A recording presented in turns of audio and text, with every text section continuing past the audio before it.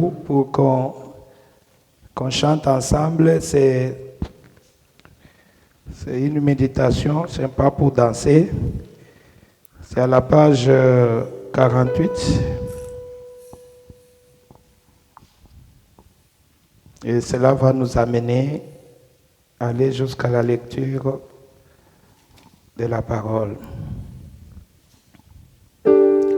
Les nations se disloquent, Israël se réveille, les signes que les prophètes prédisent, les jours des gentils comptés, bientôt sera l'éternité. Les jours de la rédemption est proche. Le cœur des hommes sont effrayés. Sois rempli de l'esprit à la regarde ta rédemption est proche. Les jours de la rédemption est proche. Le cœur des hommes sont effrayés. Sois rempli de l'esprit à la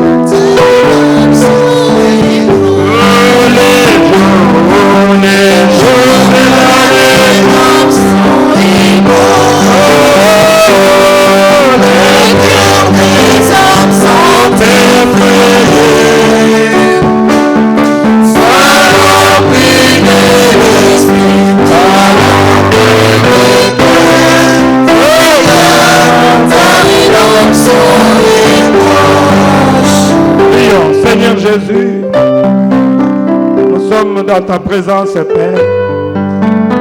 C'est le moment le plus crucial, Seigneur, dans nos cœurs, pour que nous puissions écouter ta parole, Seigneur. Bénis la parole que nous allons lire. Aide-moi, Seigneur Jésus, alors que je m'attends à toi. Entre dans cette motte de terre, Seigneur, et parle. Pour que tes enfants qui nous écoutent ici et au travers des ondes, des réseaux sociaux, puissent, mon Dieu, mon roi, comprendre à quel temps nous vivons aujourd'hui. Et que les gens, que nous puissions, Seigneur, nous unir à toi, ô Père éternel. Puisque les jours sont mauvais, notre rédemption s'approche, ô Père éternel.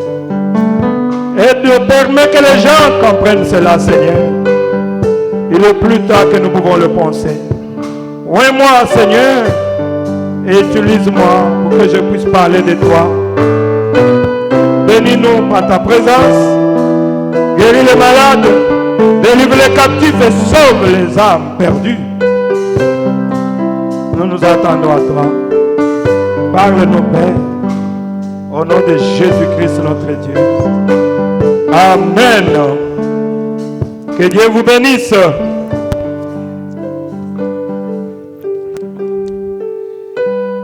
Ok.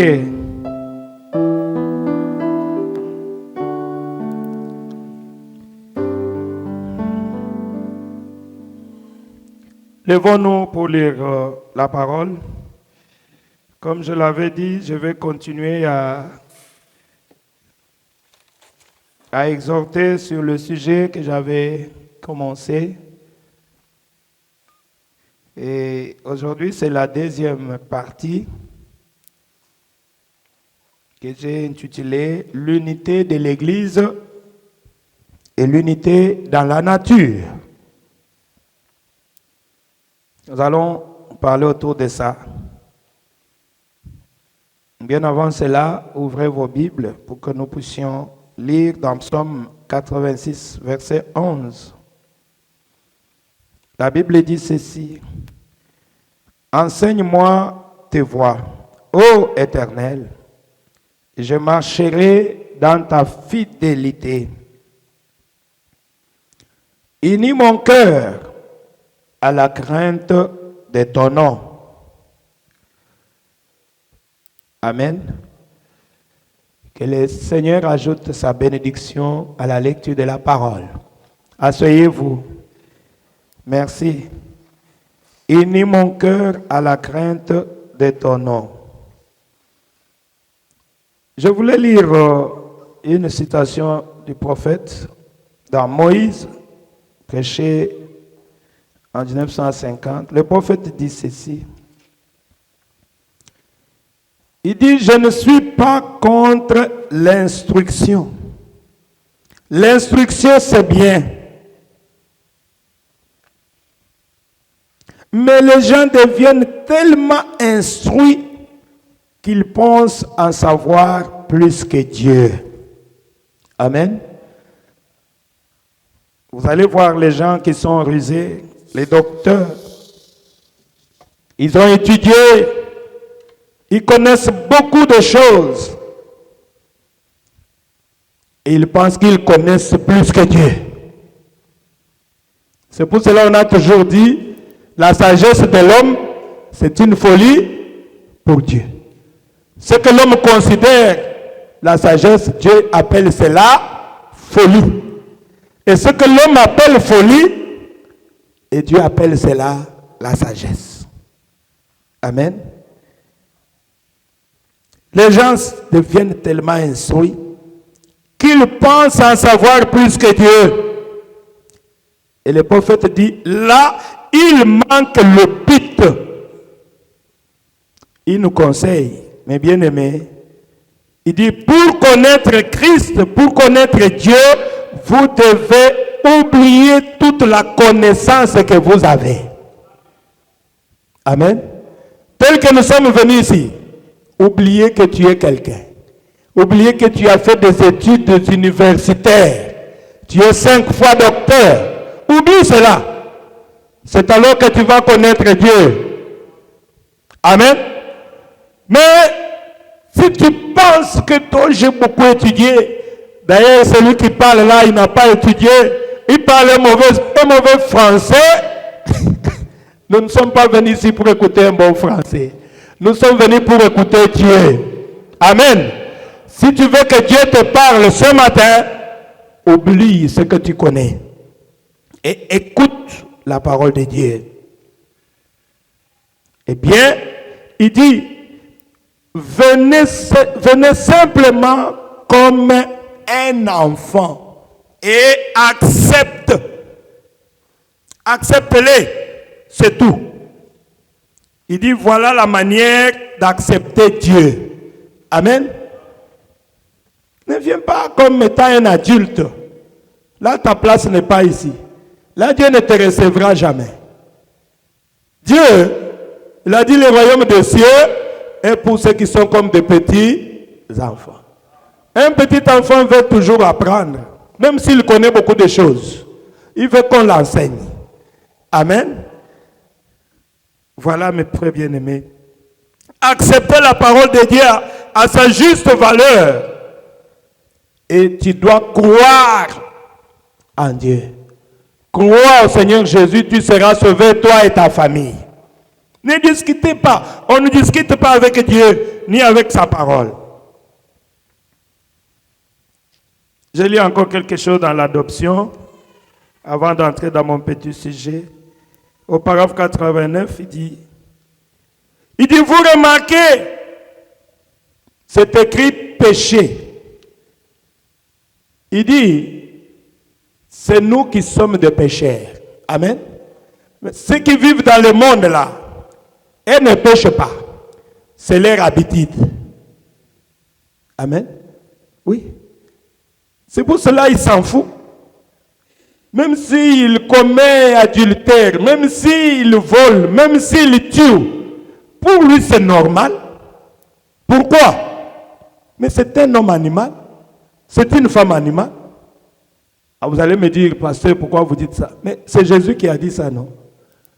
Quand Jésus était dans la chair ici, qu'est-ce qu'il a dit? Il a dit, ah, je comprends. Il est difficile à un être humain de vivre dans cette chair s'il n'a pas l'esprit de Dieu. Moi, quand je me rappelle, j'ai dit, ah, ça dit beaucoup. Pourquoi Jésus avait dit ça? Mais quand quelqu'un n'a pas l'esprit de Dieu, mais il agit comme un animal. Nous voyons ça dans les réseaux sociaux. Ce papa-là de 50 ans, de 100 ans, de 80, il a violé une fillette de 10 ans. Est-ce qu'un homme normal peut agir comme ça? Je me demande, un homme normal ne peut pas agir comme ça. Ça doit être un homme animal. Mais c'est ce que nous voyons. Ils tuent facilement, ils volent facilement, ils commettent des péchés, commettent adultère, ils vivent comme des... Vous le savez, je ne peux même pas dire ça. Il y a maintenant des femmes avec femmes, hommes avec hommes. Tout ça, c'est contraire à la parole de Dieu. Et vous vous demandez, est-ce que ce sont des gens normaux? Ils sont vraiment normaux comme nous autres. Non.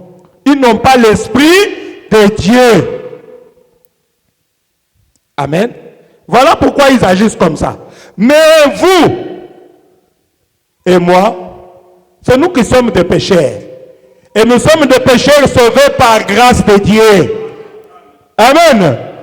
Remarquez quand un enfant de Dieu tombe. C'est pour cela, je viens de dire que Dieu nous compare aux petits enfants. Un enfant qui tombe, qui apprend à marcher, il peut tomber, n'est-ce pas? Oui. Est-ce qu'il va rester là-bas? Non. Il ne va jamais rester là-bas sur terre, commencer à pleurer. Papa, maman, je suis tombé. Même papa et maman vont gronder cet enfant-là. Toi, tu es quel enfant comme ça? Relève-toi. Et tu apprends à marcher. Maman va tenir l'enfant par la main et l'enfant va encore essayer à marcher. Pourquoi? Puisque c'est un enfant. Un enfant de Dieu peut commettre une erreur. Bien sûr. Il peut pécher, oui.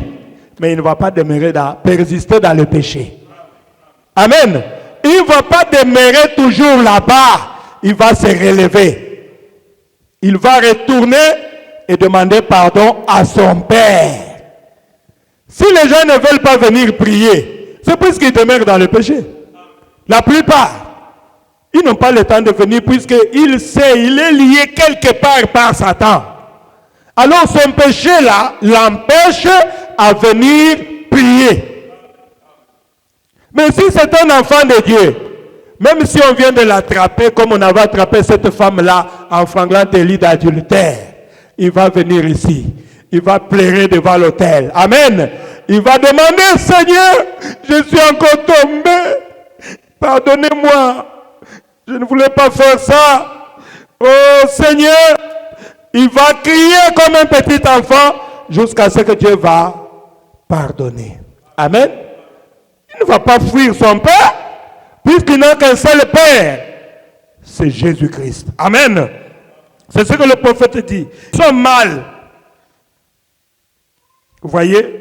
Un enfant de Dieu, elle a une mauvaise pensée, une mauvaise impression. Elle fait des fautes. Elle marche en chancelant à marcher.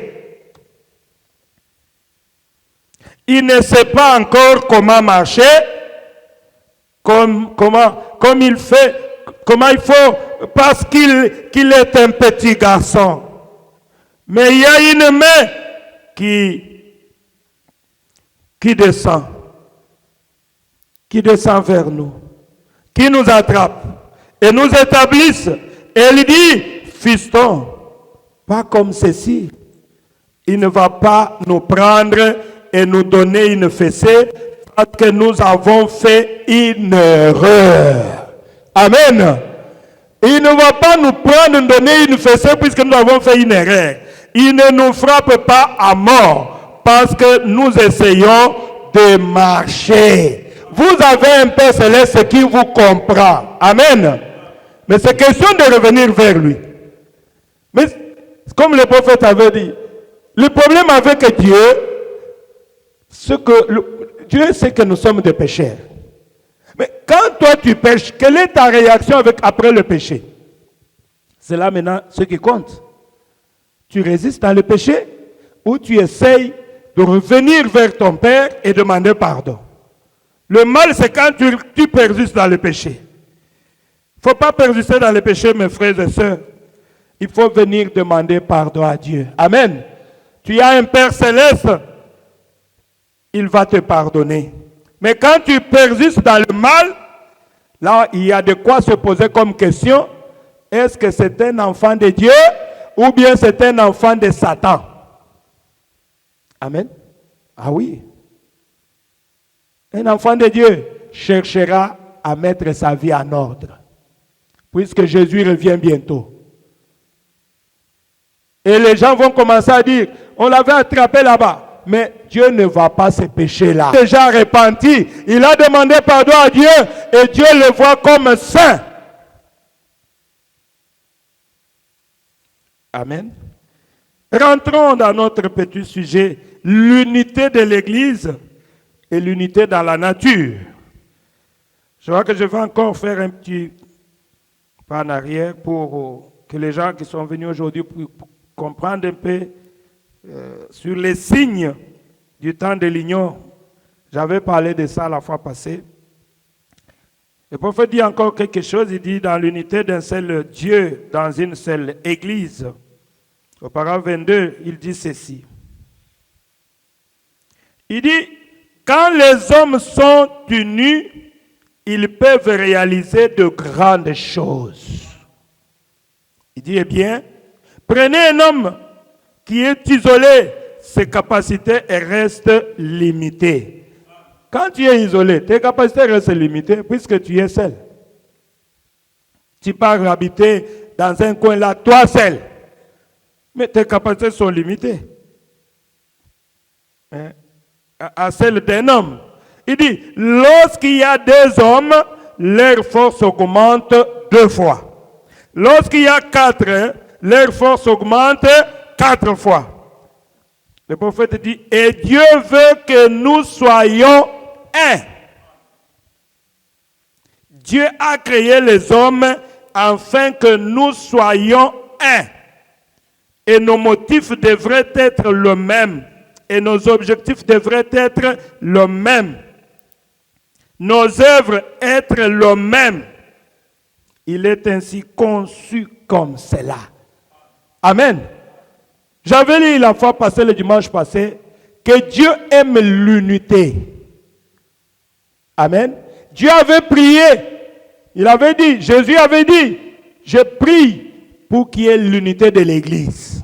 Amen. Pour que l'Église soit unie.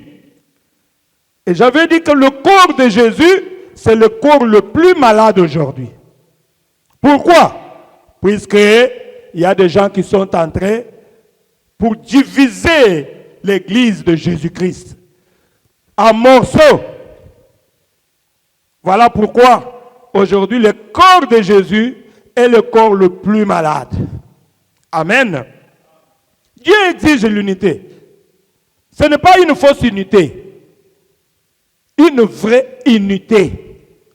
Et la vraie unité, c'est autour de la parole de Dieu. Amen. Quand vous vous unissez et que Dieu n'est pas dedans, ça devient quoi? Une fausse unité. Comme j'avais donné la différence entre l'union et l'unité. Amen.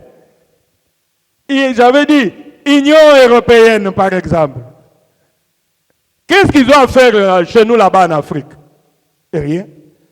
C'est pour protéger leurs intérêts communs et égoïstes en Afrique. Ils sont prêts à tuer. Dieu n'est pas dans les réunions là-bas. Amen. Ça, c'est ce qu'ils ont conçu pour venir protéger leurs intérêts égoïstes en Afrique. Dieu n'est pas là. C'est comme ça que Ninive avait fait autrefois, Nimrod.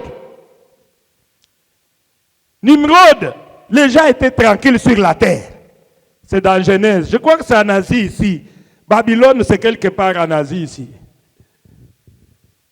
Nimrod, puisque c'est ici où nous sommes, l'Asie mineure, on passe sous le berceau des civilisations. La Turquie ici, l'Asie mineure. Quand vous allez vers Irak, tout ça, c'est ce qui constitue l'Asie mineure. Donc Babylone était vers Irak là-bas, je crois. Et les gens ont commencé, après le déluge, les gens ont commencé à se reproduire à partir d'ici. Mais l'Afrique est le berceau de l'humanité. N'est-ce pas? Oui, mais l'Asie mineure est le berceau des civilisations. Je crois que vous comprenez. Je vais aller vite. Et les gens étaient là, calmes. Ils voient quelqu'un venir là-bas. Je suis en train de recruter les soldats. Tu essaies, on te tue. Tu essaies comme ça. Ah, c'est qui encore? Nous sommes en paix. C'est un fils de Satan qui est venu, qui s'appelait Nimrod. Et qu'est-ce que lui commence à faire? Alors il organise les gens. Donc, à partir d'aujourd'hui, que personne ne puisse sortir de Babylone ici. Alors nous allons faire, comment on appelle ça? Une tour. La tour de Babel. Puisque la Bible dit que les gens parlaient la même langue. Alors il a construit quelque chose. Est-ce que ça venait de Dieu? Non. Ça venait de son père Satan. Puisque Satan fait tout ce qui est contraire à la parole de Dieu. Vous allez comprendre. Dieu avait dit, il avait béni l'homme, il avait dit quoi? Multipliez-vous et remplissez la terre. Maintenant, toi quand tu viens, tu dis non, écoute, pas question de déplacer. Nous allons seulement construire. Quand on met au monde, on construit dessus. On construit dessus jusqu'à ce qu'on va avoir, on va atteindre le sommet, là où se trouve Dieu. Ça vient d'où? Ça vient de Satan. Amen. Cette unité-là, c'était une fausse unité. Amen. Puisque ce n'était pas autour de la parole de Dieu. Et quand Dieu est descendu pour voir, qu'est-ce que l'homme est en train de faire? Ils font ça. Ah, je comprends. C'est puisqu'ils parlent la même langue. Ah, ok.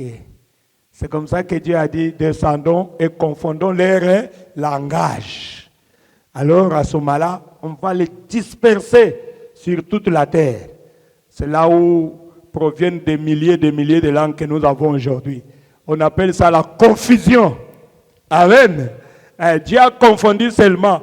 Maintenant, quand toi tu appelles dans ta langue, moi je ne comprends pas. Toi, je n'ai rien à faire avec toi, allez, je pars. Toi, tu n'attends pas. Toi aussi, tu n'attends pas. Quitte là-bas. Mais nous venons tous d'un seul homme. Amen. Nous sommes frères et sœurs. Mais c'est à cause de l'unité du Mérode qui était une fausse unité que Dieu a confondu nos langages pour que nous ne puissions pas encore nous comprendre. Pour que nous puissions partir. Quand je vois quelqu'un, j'appelle, il comprend ce que je dis. Ah, toi viens, c'est que c'est toi qui es mon frère. Ah, toi, non, toi reste là-bas. Peut-être que vous venez de même père et même mère. Mais à cause de cette confusion-là, il y a division. Mais nous devons savoir que nous venons tous d'un seul père et d'une seule mère qui est notre père Adam et Ève. Nous sommes tous créés à l'image de Dieu. Amen. L'unité, je parle de l'unité de l'épouse et l'unité dans la nature. Je dis encore quelque chose ici. Le prophète dit, Dieu dans son peuple, il dit, Dieu ne descend pas sur des dénominations. Dieu ne descend pas sur les dénominations. Dieu ne descend pas sur les appareils mécaniques. Est-ce que vous comprenez? Cela veut dire quoi? L'agent de l'homme, de Dieu, c'est qui? C'est l'homme. Amen. Dieu, il doit toujours utiliser le canal par lequel il doit passer. Puisque la Bible dit Dieu est esprit. Et celui qui l'adore doit l'adorer dans l'esprit, dans la vérité. C'est pour cela, Dieu utilise toujours l'homme. Parce que Dieu ne descendra pas, il va se mettre là-bas en train de vous parler. Non. Il va utiliser toujours un instrument. Amen. Comme je suis devant vous ici, je suis en train de parler de sa part. Puisque je ne parle pas de ma parole, je parle de la parole de Dieu. Il dit Dieu descend toujours sur l'homme. L'homme est l'agent de Dieu. Maintenant, écoutez. Maintenant, la chose la plus difficile que Dieu ait jamais eu à faire, c'est d'amener un mortel à croire à un autre mortel. C'est ça maintenant la difficulté. Je crois à ce monsieur-là qui est devant là. Ah, mais non. Toi, tu penses que quand lui parle, c'est Dieu? Ah, lui parle ce qu'il connaît.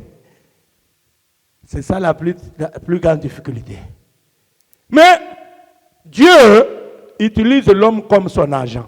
Amen. Si vous êtes venu ici, vous avez payé vos transports et vous êtes venu ici, ce n'est pas pour écouter un homme. Amen. Mais c'est pour écouter Dieu. Tout en sachant que Dieu utilisera toujours un homme pour me parler. Si tu viens comme ça, là tu vas recevoir quelque chose. Mais si tu viens là, nous sommes habitués avec le pasteur Lambert, il a toujours parlé comme ça, tu ne recevras rien. Amen. Quand je dis, soyez bénis, et recevez la bénédiction. Amen. Il dit non, quand il prononce comme ça, c'est Dieu qui me bénit. Je prends. Tu refuses, tu fais passer la bénédiction. Soyez guéris, tu es malade. Amen. Je suis guéri. La maladie part. Et la maladie est partie. Mais puisque tu as cru à l'instrument que Dieu a placé devant toi. Amen. Qui est un homme. Dieu ne descendra jamais sur comme ça. Non. Dieu utilisera toujours un être humain pour parler aux mortels. Mais c'est toi. Si tu veux, tu crois. Si tu ne crois pas, tu es condamné. Amen. Celui qui croira sera, qui ne croit pas sera condamné. C'est ce que la Bible dit. Mais toi, tu penses qu'on croit à quoi? À la parole de Dieu. Amen. Et cette parole de Dieu est prononcée par des lèvres humaines. Amen. Ce n'est pas par hasard. C'est pour vous dire qu'on croit toujours à un homme. Amen. Si cet homme-là vous parle de la part de Dieu, quand vous croyez à cet homme-là, vous croyez en Dieu. Ce n'est pas moi, c'est le prophète qui le dit. Il dit que l'homme est l'agent de Dieu. Et la chose la plus difficile que Dieu ait jamais eu à faire, c'est d'amener un homme à croire à un autre mortel. Il dit, vous croyez cela, n'est-ce pas? Il dit ceci. Il ne pouvait pas croire Moïse. Alors Dieu lui a donné 2 signes. Je vois que j'avais déjà parlé de ça, je rentre encore à ça. Dieu a envoyé Moïse pour libérer les enfants d'Israël. C'était une promesse. Et Dieu ne pouvait pas utiliser un instrument. Amen. Dieu devait utiliser une personne. Et toi, tu devais croire à cette personne-là. Obligatoirement. Tu refuses, tu meurs. Et quand Dieu a dit à Moïse, va libérer les enfants d'Israël, Moïse a dit à Dieu, comment est-ce qu'ils vont croire?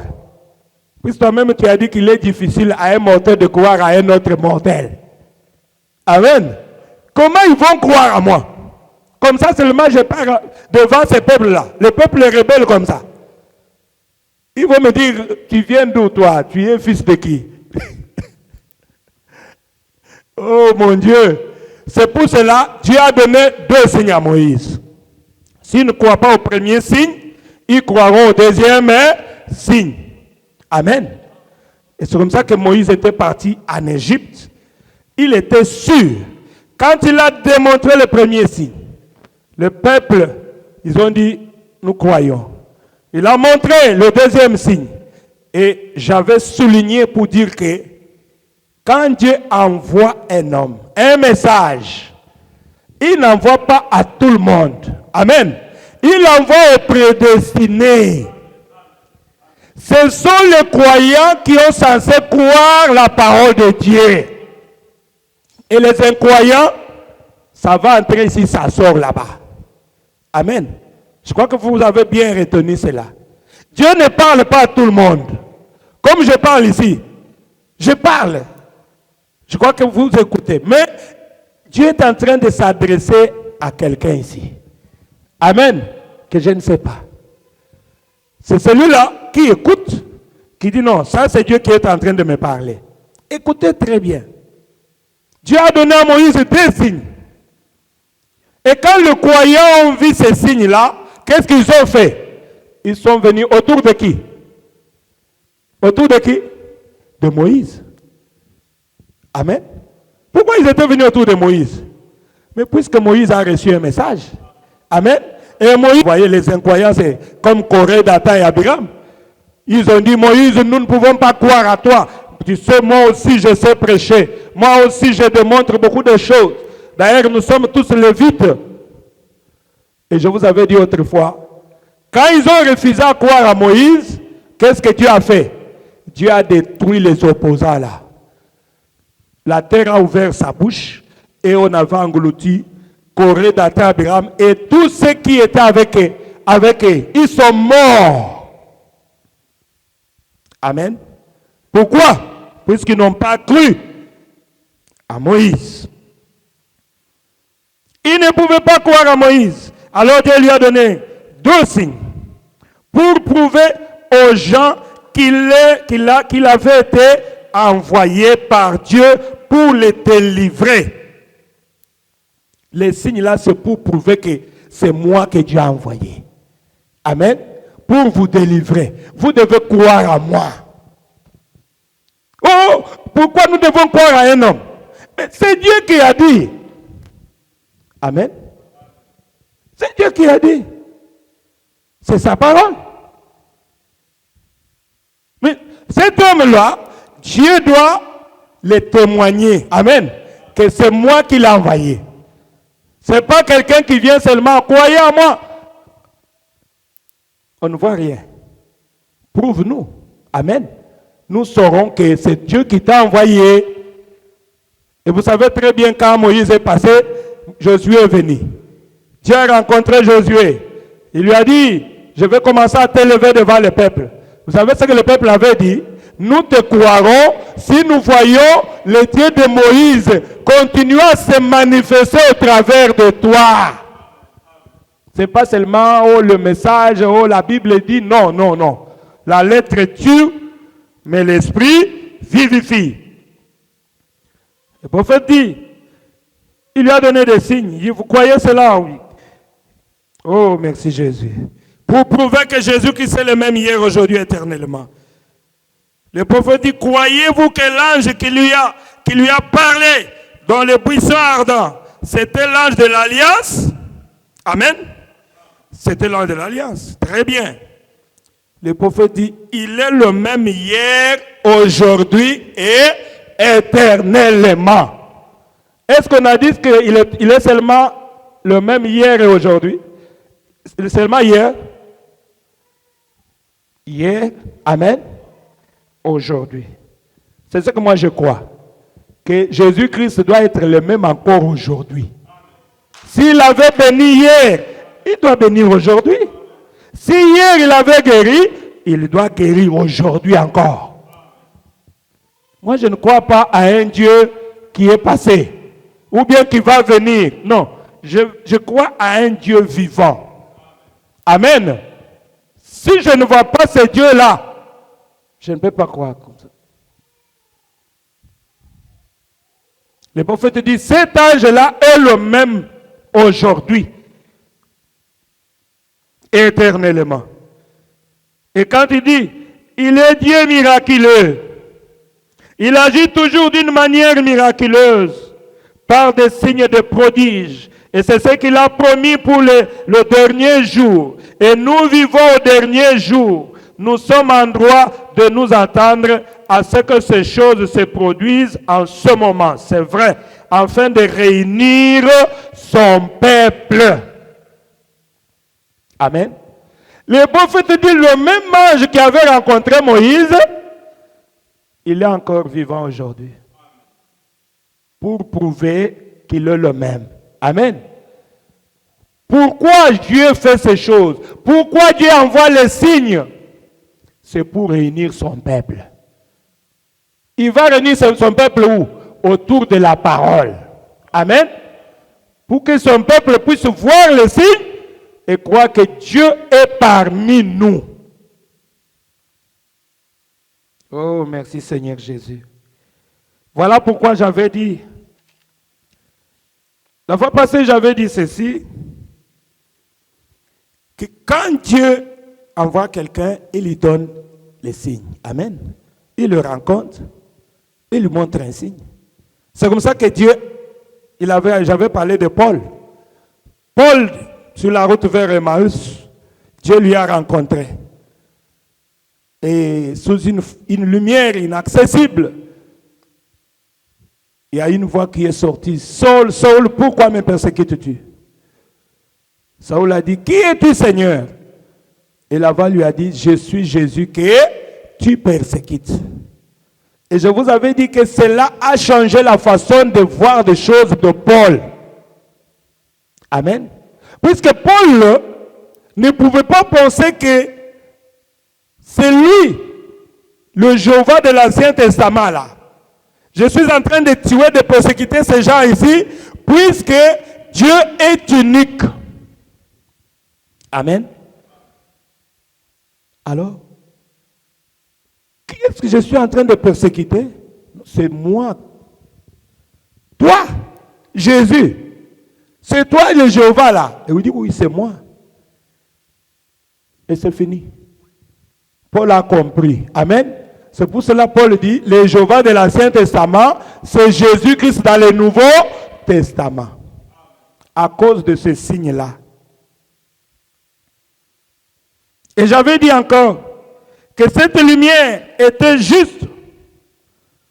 Un jour, Jean-Baptiste était en train de baptiser dans le fleuve Jourdain. Soudain, Jésus arrive.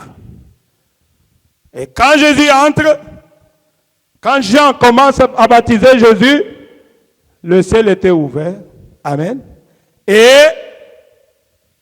il a vu un esprit descendre sous forme d'une colombe et venir se reposer sur Jésus.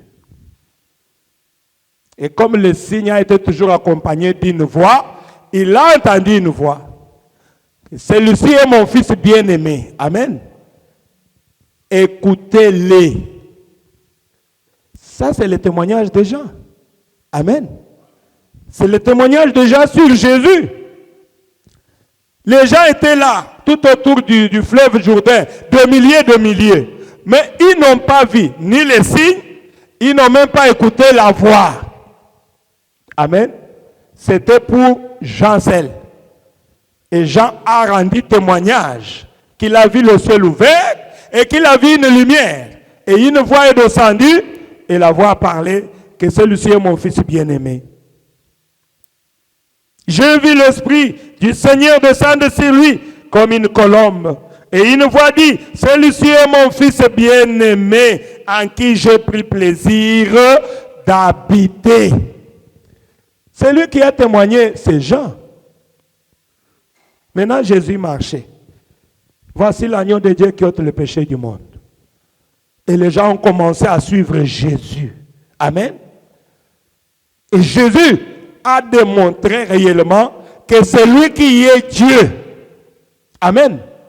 Et Dieu a confirmé Jésus. Confirmé Jésus. Confirmé Jésus par des signes, des prodiges et des miracles. Et les gens ont cru. Qui ont crié à Jésus? Les élus. Amen. Les enfants de Dieu. Le prédestiné. Ce n'est pas tout le monde. Hein? Ce n'est pas tout le monde. La parole de Dieu. Dieu n'appelle pas tout le monde. D'ailleurs, Dieu c'est un Dieu de minorité. Amen. Dieu n'est pas dans la majorité. Vous voyez, tel que nous sommes à Istanbul ici. Nous sommes nombreux. Si tout le monde pouvait venir ici, la salle ici, il ne pouvait pas avoir de place. Mais pourquoi ils ne viennent pas? Chacun avance ses raisons. Je suis fatigué, je travaille dimanche, je me repose dimanche. Ah, c'est bien. Un jour viendra.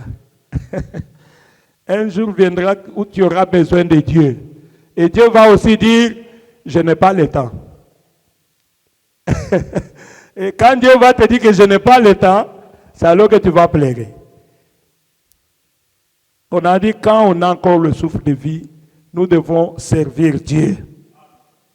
N'attendez pas les derniers jours. Hein. Là, il n'y aura plus de repêchage. C'est maintenant qu'il faut servir Dieu. Ah, merci Jésus. Qu'est-ce que je voulais encore dire? Ça, c'est Jean-Baptiste qui a témoigné de Jésus. J'avais parlé aussi qu'en ce temps de la fin, Dieu nous a envoyé un prophète. Amen. Dieu nous a envoyé un prophète. Par son amour. Maintenant, nous les élus du temps de la fin. Puisque vous savez, un enfant de Dieu, un croyant, quand il lit la Bible, il voit les promesses. N'est-ce pas? Par exemple, quand nous avions lu, là où la Bible dit, dans Malachie 4, voici je vous enverrai Élie, le prophète. Il les ramènera le cœur des enfants à leur père et le cœur des pères à leurs enfants, afin que je ne puisse pas frapper le pays d'interdit. Nous lisons l'écriture là. Mais là, où est Élie le prophète? On se pose des questions. Élie le prophète, c'est Pierre. Pierre dit non, c'est pas moi, c'est pas moi. Amen. Mais qui est Élie le prophète? C'est Paul? Paul dit non, c'est pas moi. Maintenant, Élie doit s'identifier aux Écritures. Nous avons vu les 7 ans de l'Église. C'est qui? Wesley. D'abord Luther. Luther a dit non, Moi, on m'avait déjà donné une commission. Ma prédication, c'est le juste vivra par la foi. C'est tout, je me limite là-bas. Et Wesley vient, c'est toi Élie les prophètes. Non, moi, hein, je prêche la sanctification. Cherchez la sanctification sans laquelle personne ne verra le Seigneur. Je me limite là. Ah mon Dieu. Nous avons vu les pentecôtistes venir avec le retour des dons dans les églises. Mais ils n'ont pas dit qu'il y avait Élie là-bas. Amen. Mais au temps de la fin, nous avons vu un homme. Amen. Je viens de vous dire que Dieu n'utilisera jamais un serpent. L'homme, c'est un agent de Dieu. Amen. Quand Dieu veut accomplir quelque chose sur la terre, il va se servir toujours d'un homme. Acceptez qu'on parle des hommes. Amen. Mais ce n'est pas n'importe quel homme. Un homme qui a une commission de Dieu. Amen. Oui. Moi, je dois parler des hommes. Je dois parler des hommes. Et nous avons encore une promesse. Quand nous avons vu encore les Écritures, nous arrivons ici. Apocalypse 10, 1 à 7. On trouve une promesse. Mais qu'au jour de la proclamation du message du 7e ange, tous les mystères de Dieu qui étaient restés en suspens seraient accomplis, terminés. Donc, il y a une promesse encore dans la Bible. Dieu doit envoyer encore quelqu'un, un messager, qui vient pour mettre fin à tous les mystères de Dieu. Alors c'est qui? On pose la question à Jean. Non. Moi j'étais seulement une bouche. C'est pas moi. On n'a pas pu trouver une personne. On voit encore les Écritures. On regarde par exemple dans Daniel 12. Il y a des promesses. Quand Daniel a vu tout ce qui s'était passé, Daniel a vu notre temps de la fin. Lisez Daniel 12. Et pendant que Daniel se posait la question, quelle sera l'issue de ces choses? À quand ces choses vont s'accomplir? Et qu'est-ce que Dieu lui a dit? Va Daniel, repose-toi. Ces choses seront tenues secrètes, mais elles sont là-bas. Ce n'est pas pour ton temps. Amen. Ça sera jusqu'au temps de la fin. Il y a un peuple que j'ai préparé qui va écouter cela. Ce n'est pas pour toi. Tu lui dis, mais qu'est-ce que moi je veux dire? Dieu lui dit, ne t'en fais pas. Va te reposer calmement. Tu vas te réveiller pour ton héritage à la fin de temps. Amen. Mais ces choses que tu as vues, Dieu, ça secret. Ce sont des sceaux qui seront révélés seulement au temps de la fin. Mes frères, maintenant, on arrive au temps de la fin. Alors, il y a un homme qui apparaît. Un homme de Kentucky. C'est le frère Branham. Son nom est William Marion Branham. Au début de son ministère, il commence à baptiser. Quand il arrive à la 17e personne, amen, dans le fleuve Oyo, comme Jean-Baptiste aussi avait baptisé dans le fleuve Jourdain, il y a une similitude là. Amen. Puisque lui, il avait aussi l'esprit d'élu, comme Jean avait l'esprit d'élu. Pendant qu'il était en train de baptiser la 17e personne, il a écouté une voix. Le ciel s'est ouvert de la même manière que c'était ouvert au temps de Jean. Mais cette fois-ci, ce n'était pas pour la personne que William Branham était en train de baptiser, mais c'était pour lui-même. Amen. Lui a vu les signes, et milliers de milliers étaient tout autour du fleuve Oyo. Ils n'ont pas vu cela. Et le signe a été accompagné d'une voix. Et Dieu lui dit, de même que Jean-Baptiste a été envoyé pour être précurseur de ma première venue, ton message, William Marion Branham, préparera une épouse pour ma seconde venue. Oh, pourquoi vous citez les noms des gens? Mais tu veux qu'on cite seulement ton nom? On a toujours cité les noms des gens. Quand on parle de Paul, on parle de Pierre, on parle de Jonas, ce sont des personnes comme vous et moi. Acceptez qu'on cite les noms des gens. Amen. Oh, il ne faut pas citer les noms des gens. Il y a quelque chose qui ne va pas. Il y a quelque chose qui ne va pas. Je viens de vous dire que Dieu utilisera toujours un homme. L'homme, c'est un instrument entre les mains de Dieu. Et si tu ne veux pas croire à cet homme-là, tu vas mourir. Tu vas aller en enfer. Et quand William Branham a écouté cette voix-là, il est sorti. Et quand il est sorti, il a vu, à ce moment-là, il était encore évangéliste. Il a vu son pasteur Clovis, il a dit, écoutez, pendant que j'étais en train de baptiser la 17e personne, les gens qui l'avaient amené au Seigneur, j'ai vu un signe surnaturel et une voix m'a dit que Dieu m'a donné un message et ce message-là, ça sera le message pour le monde entier.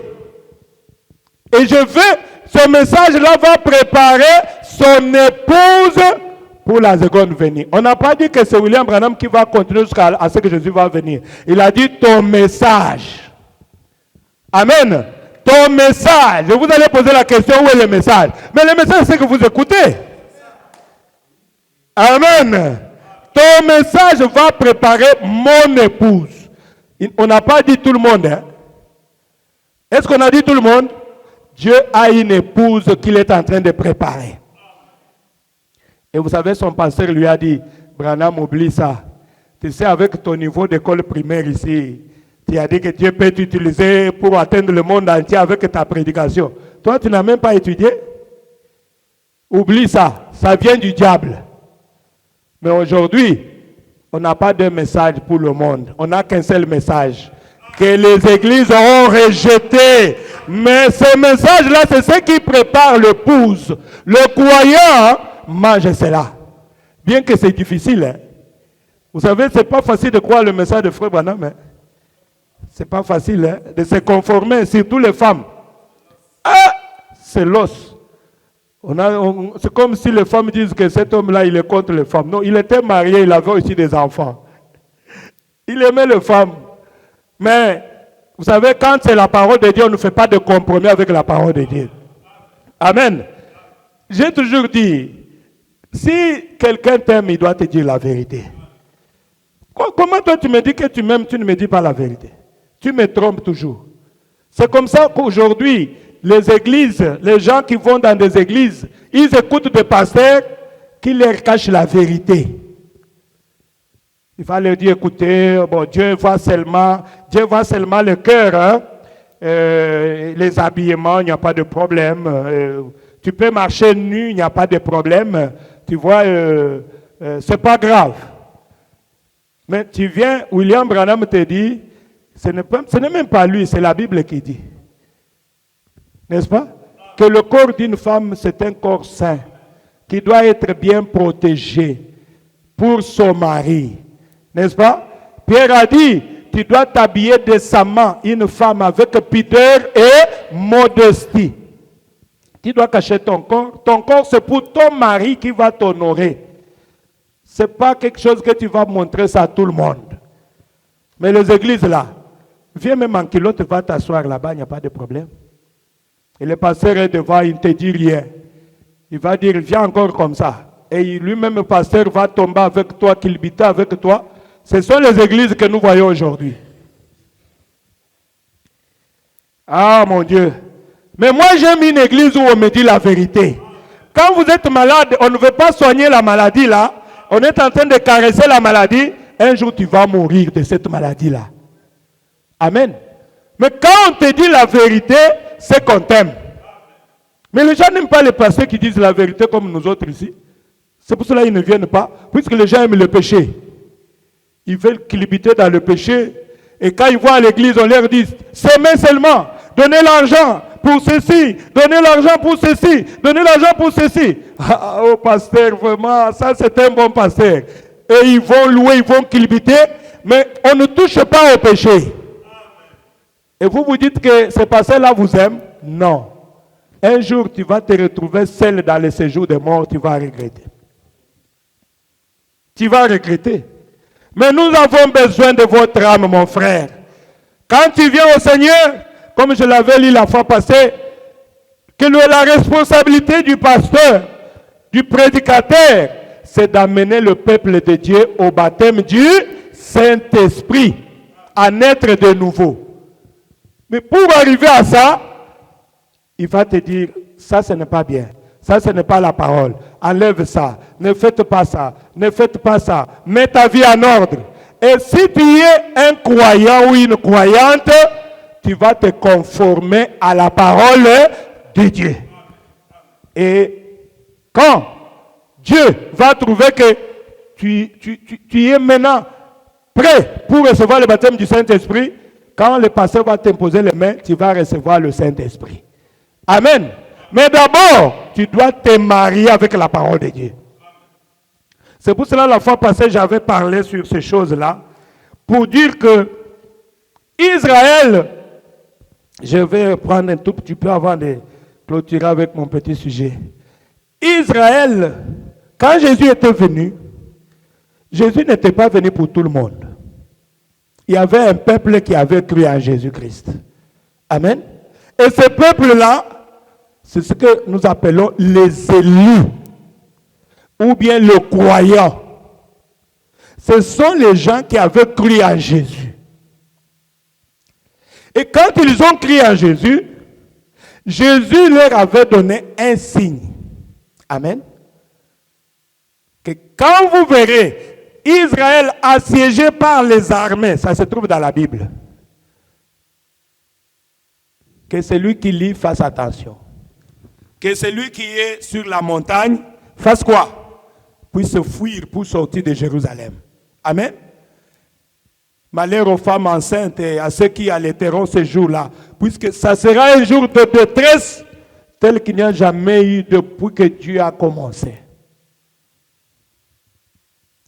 Jésus s'adressait aux croyants que vous êtes. Amen. Et les croyants, ils ont cru la parole de Dieu. Mais avant que l'armée puisse assiéger Jérusalem, il y avait trois signes. Premièrement, le croyant, vous et moi, devait se marier avec la parole de Dieu. Le croyant doit s'unir avec la parole de Dieu. Et Jésus attendait pour que chaque croyant puisse s'unir avec la parole de Dieu. S'unir avec la parole de Dieu, ça veut dire quoi, mon frère? J'ai compris aujourd'hui, c'est arriver au baptême du Saint-Esprit. Parce que quand quelqu'un arrive au baptême du Saint-Esprit, il est au repos. Ce n'est pas moi qui vis, mais c'est Jésus qui vit en moi. Et vous le savez très bien, que quand Jésus est monté, il a dit attendez à Jérusalem jusqu'à ce que la promesse du Père va s'accomplir. Amen. Et comme vous le savez, un jour, les apôtres, les 120 étaient dans la chambre haute et le Saint-Esprit était descendu sur chacun d'eux. C'est ça l'unité de la parole. L'union avec la parole. Amen. C'est là où je viens de lire. Psaume dit, unis mon cœur à la crainte de ton nom. Unis mon cœur avec la parole. Vous allez dire, mais comment je vais m'unir avec la parole? Mais il faut que je puisse recevoir le Saint-Esprit. Amen. Quand quelqu'un reçoit le Saint-Esprit, comme on a toujours dit, il devient une marque déposée. C'est pour cela, si tu as le Saint-Esprit, mais même si la mort vient maintenant, je n'ai pas peur. Amen.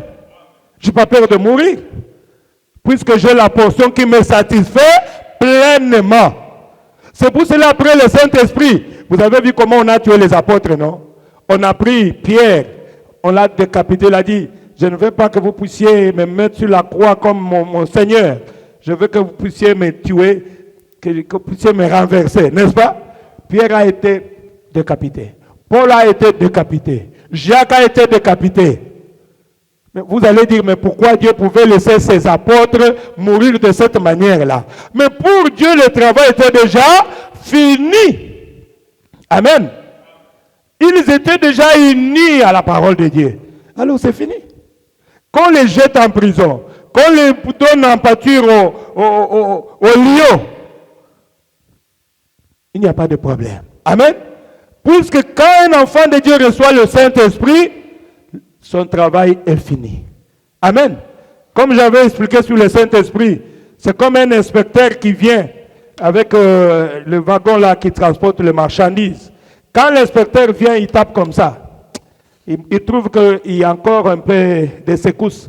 Il dit, ah, mon fils n'est pas, il y a encore de légèreté dans la prière, il a encore la mondanité, un peu de mondanité encore, un peu de ceci, de vol. Le Saint-Esprit ne peut pas te sceller. Amen. Mais quand Dieu vient, le Saint-Esprit vient, il touche, assidu, il est mu. Il n'a plus encore de laisser aller. Le Saint-Esprit vient sceller. Amen. Et c'est pour l'éternité. C'est ce que la Bible dit. Le Saint-Esprit, n'attristez pas le Saint-Esprit que vous avez été scellé jusqu'au jour de votre rédemption. C'est pour cela que j'ai toujours dit, quelqu'un qui a le Saint-Esprit, ah, mais c'est fini. Mais aujourd'hui, les gens se moquent de gens qui ont le Saint-Esprit. Vous pensez que Dieu peut donner quelqu'un le Saint-Esprit et l'enlever encore? Non. Amen. Peut-être que c'est l'esprit qui est arrivé au niveau de l'esprit. Mais quand ça arrive à l'âme, il peut tomber, mais il va se relever. Amen. Puisque c'est un enfant de Dieu. Alors je disais que Dieu avait donné 3 signes. Premièrement, le croyant que vous êtes, le croyant devait s'unir avec la parole de Dieu. Amen. Devenir un avec la parole de Dieu. C'est ça le premier signe. Et je vous ai dit que cette unité-là vient à partir de la parole de Dieu. Et cette unité-là, c'est quand le croyant arrive au baptême du Saint-Esprit. Tel que tu es là, si tu n'es pas encore arrivé au baptême du Saint-Esprit, tu n'es pas un chrétien. Oublie de t'appeler un chrétien. Tu es en voie de devenir un chrétien. En voie de devenir un chrétien. Et si tu meurs, tu pars en enfer. Quelle responsabilité? Si tu n'as pas le Saint-Esprit et que tu meurs, tu pars tout droit en enfer. Puisque pour aller au ciel, tu dois être de la même nature que les gens qui sont au ciel. Ceux qui ont la même nature, comme je viens de le chanter ici, n'est-ce pas? Ce sont ceux-là qui s'unissent. Mais toi, tu n'as pas le Saint-Esprit.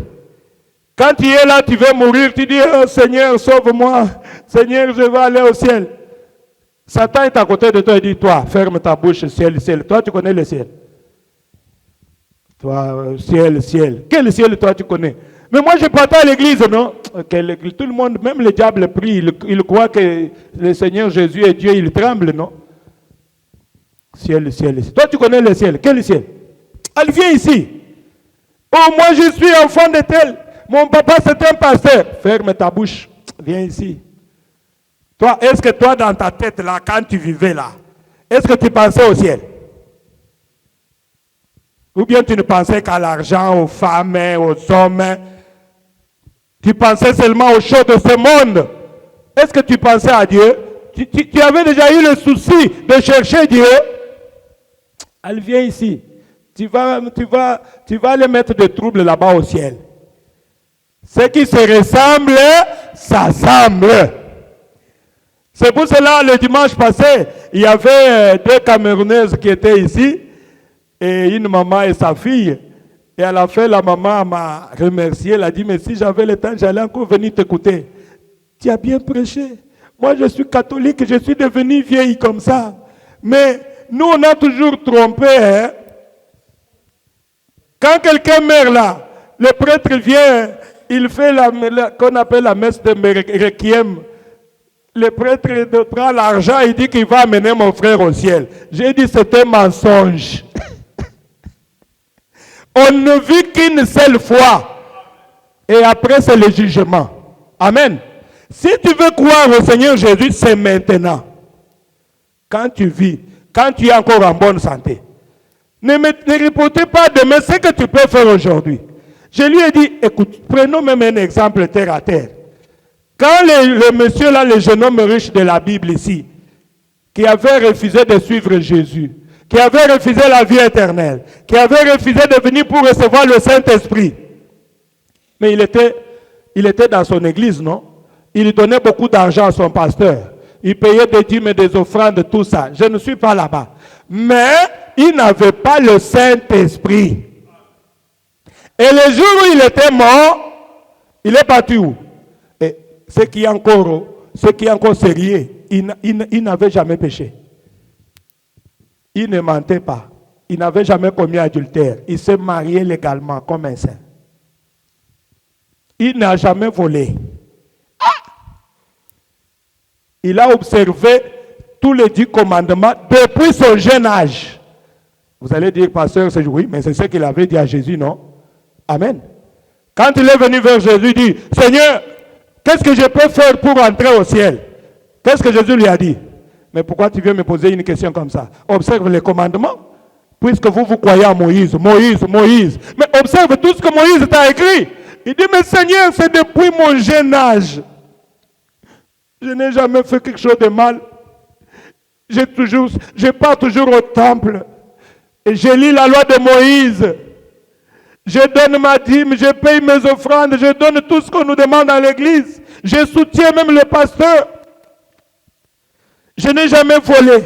Je n'ai jamais commis adultère. Je n'ai jamais menti. Jésus qui connaît les cœurs des gens, la Bible dit, Jésus les regarda et le ment. Amen. Est-ce que Jésus lui a reproché que tu as menti? C'est pour cela que Jésus a dit, il a regardé, non, tu as dit vrai. C'est pour vous dire que vivre bien, ne pas faire de problème avec les gens, ne pas commettre tout ça, ce n'est pas ça qui va vous sauver. Amen. Mais vous devez recevoir le baptême du Saint-Esprit. Mais quand le jeune homme a refusé de suivre Jésus, ça n'est fini pour lui. Il s'est retrouvé dans l'enfer. Et vous connaissez la suite. Jésus allait en train d'aller vite pour chuter. Et là-bas, il a levé les mains, il a vu Lazare dans le bras d'Abraham. Il dit, oh, mon père Abraham, envoie Lazare. Puis c'était un jeune homme riche. Quand la Bible dit que cet homme-là est riche, il est riche. On ne joue pas. C'est quelqu'un qui était milliardaire, je peux dire. La Bible reconnaît que c'était un jeune homme riche. C'est pour cela que je vous ai toujours dit, qu'est-ce que tu mets avant Dieu? Pour cet homme, jeune homme riche, il adorait l'argent. Amen. Il ne commettait pas d'autres péchés, mais il avait une seule faiblesse. L'art, comme on a toujours dit. Bindembo. L'argent. Lui, pour l'argent. Mais il va te tuer. Lui, sa faiblesse, c'était l'argent. Mais ta faiblesse à toi, c'est quoi? Tu connais ta faiblesse? Peut-être ce sont des femmes. Tu ne veux pas laisser cette vie-là. Peut-être ce sont les hommes. Amen. Peut-être c'est la gloire, la popularité. Mais pour le jeune homme riche, sa faiblesse, c'était l'argent. Quand Jésus lui a dit, va, vends tout ce que tu as et viens et suis-moi. Il a regardé Jésus. Toi qui dis que les oiseaux ont des nids. Le Fils de l'homme n'a même pas un endroit où reposer sa tête. Je pars vendre tout ce que pour devenir comme toi. Toi pauvre. Il a dit là, tu ne mourras pas. Que je pars distribuer mes histoires aux pauvres pour venir te suivre toi. Toi qui n'as même pas une maison. C'était fini. C'est comme ça que le jeune homme riche avait manqué le ciel. Amen. Puisqu'il aimait beaucoup l'argent. Qu'est-ce que toi tu aimes avant Jésus? Tout ce que tu places avant Jésus, c'est à ton Dieu. Je vous ai dit le premier signe, pour aller vite, c'est le croyant qui devait s'unir avec la parole de Dieu. Amen. Le croyant qui devait arriver au baptême du Saint-Esprit. Et vous savez que Jésus avait envoyé le Saint-Esprit et le croyant avait reçu le Saint-Esprit. Je ne vais pas entrer en détail, vous connaissez bien l'histoire. Et deuxièmement, les églises. Vous savez que dans une église, il y a toujours 3 sortes de croyants. Il y a le véritable croyant, il y a les soi-disant croyants, il y a aussi les incrédules. Mais quand moi je parle aux croyants. Je leur dis, pour être un croyant, c'est celui qui met sa vie en ordre et qui cherche à arriver jusqu'au baptême du Saint-Esprit. Mais l'incroyant, c'est un négligent. L'incroyant, quand je prêche comme ça, il sort, il a oublié. Il continue avec sa vie sale. Bon, il dit, bon écoutez, il a parlé, c'est tout. Hein. Bon, j'écoutais. Je vais voir. Hein. Je vais voir avec un bon français là. Je vais voir, c'est pas encore le moment. C'est pas encore le moment. Je fais la vie. Et il pourra venir encore peut-être à une autre occasion. Et il pourra encore venir à une autre. Pour lui, c'est une occasion. Mais pour le croyant, il cherche à s'unir avec la parole. Amen. Et les incroyants, ce sont les gens qui sont dans des églises. Ils vont faire quoi? Ils vont commencer à persécuter le croyant. Amen. C'est ce que nous voyons aujourd'hui. Il y a des églises partout dans le monde entier. Tous confessent le nom de Jésus, mais ils s'entretuent. C'est ça le deuxième signe. Les incroyants vont chercher à persécuter les croyants. Vous allez me demander c'est quoi? Mais les incroyants, ces temps-là, ils ont tué Jésus. Amen. Ils ont tué tous les apôtres. Qui tuait les apôtres? Ce sont les Juifs, non? Amen.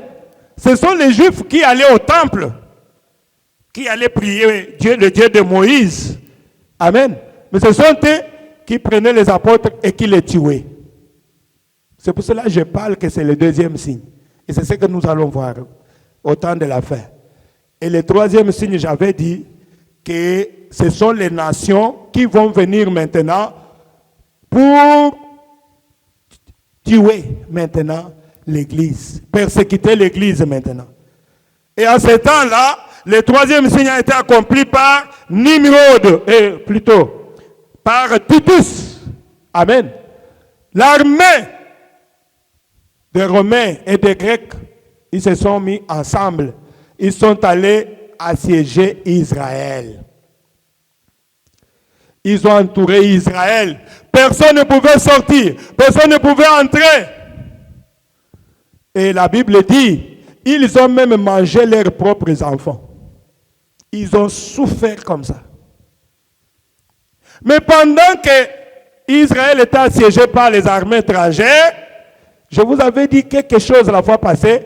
Où était l'Église? Où étaient les croyants? Ils étaient déjà sortis de Jérusalem. Amen. Et nous aussi, avant que la Chine, la Russie puissent se tourner contre les églises, avant qu'ils puissent bombarder le monde, nous serons déjà enlevés. Amen. Nous irons déjà dans la présence de Dieu.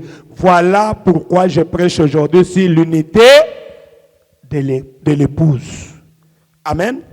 Voilà pourquoi je vous parle de l'unité de l'épouse. Oh, merci Jésus. Je n'aime pas prêcher longtemps. Je vais aller vite là pour dire quelque chose sur l'unité de l'épouse.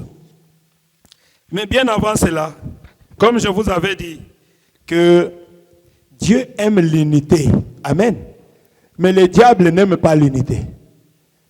Mais Dieu aime que ses enfants soient unis autour de la parole, autour de Dieu. Je parle un peu de l'unité dans la nature. Je vais aller vite. Je prends l'exemple de canards. Écoutez ce que le prophète dit. Au paragraphe 82, il dit, les canards se rassemblent tous ensemble et se rassemblent autour d'un chef. Je ne sais pas comment ils s'y prennent, mais de toute façon, là-dedans, ils sauraient qu'un certain petit canard est conducteur. Amen. Je vais expliquer ça pour vous faire comprendre. Le canard, ça se trouve du côté du Canada là-bas. Bon, les canards sont partout. Mais les canards du Canada, quand c'est la saison de neige, amen, tous ces canards-là qui se trouvent là-bas, dans des endroits où il va neiger, ils seront congelés, Dieu a placé en eux, comme je l'ai toujours dit, pour les animaux, ils agissent par instinct, c'est ça.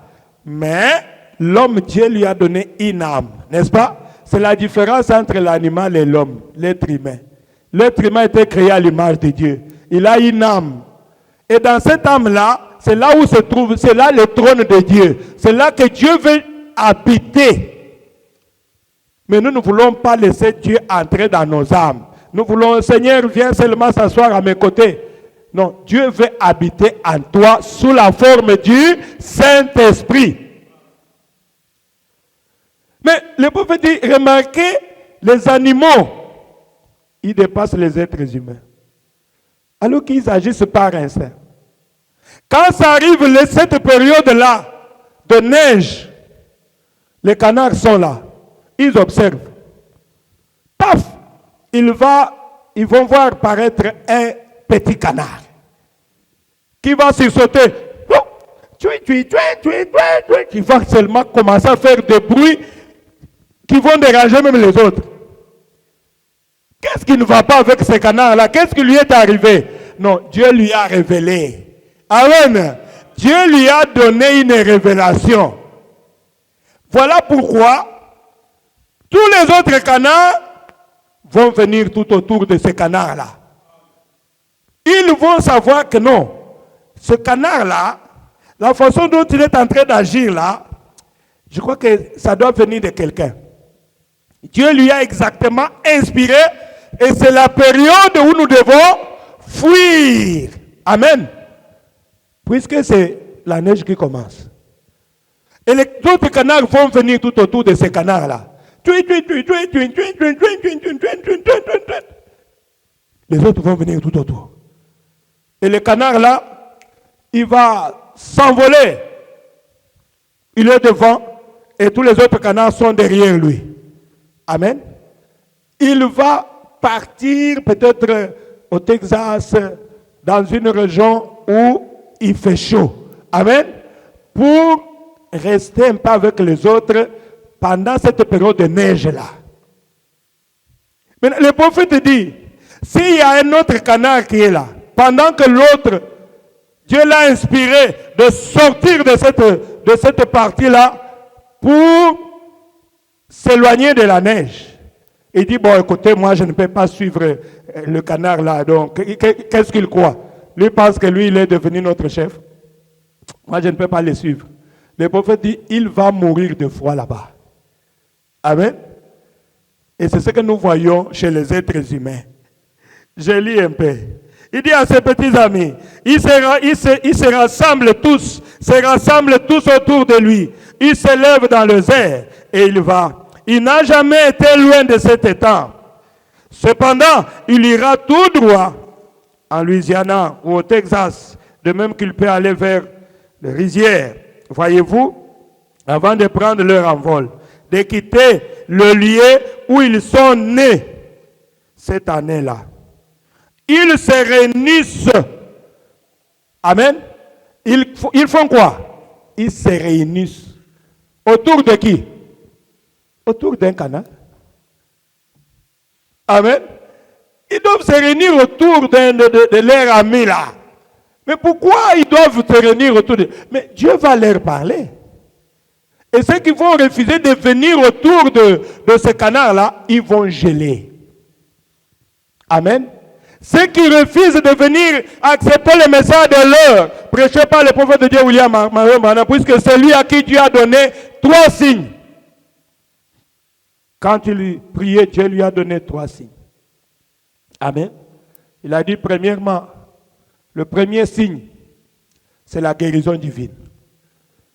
Les gens qui lisent, vous savez, jusqu'aujourd'hui, Frère Branham a parcouru, il a fait 7 fois le tour du monde.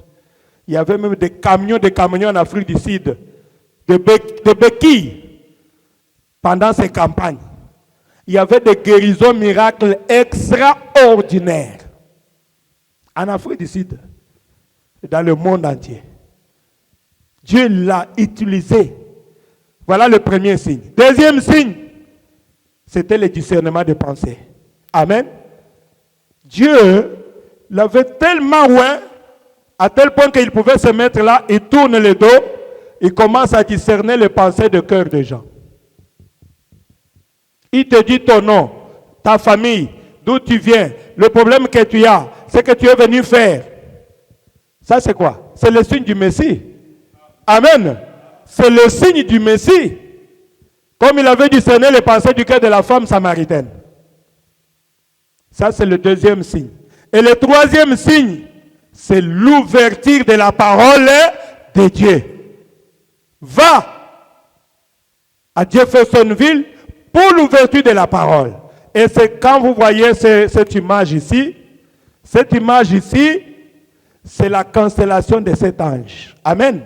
Quand vous tournez bien cette image-là, vous allez voir la tête de Jésus d'Hoffmann qui apparaît là-bas. Et ce que vous voyez tout autour là, c'est la perruque que Jésus porte pour montrer que c'est la sagesse. Amen. Ah, Jésus est venu. Il a rassemblé la parole. Amen. La parole qui était en suspens au cours de cet âge de l'Église. Amen. C'est là que Dieu est devenu le sept ange là. La constellation des anges. C'est pour cela que nous avons ça. Ils vont dire, pourquoi vous mettez les photos ici? Ce sont des signes. Amen. Nous parlons des signes. Et quand nous voyons ces signes-là, nous serons obligés de nous unir autour du message. Oh, ce sont des féticheurs. Ils adorent. Non. C'est pendant qu'ils priaient que cette histoire était apparue au ciel. Et on a photographié cela.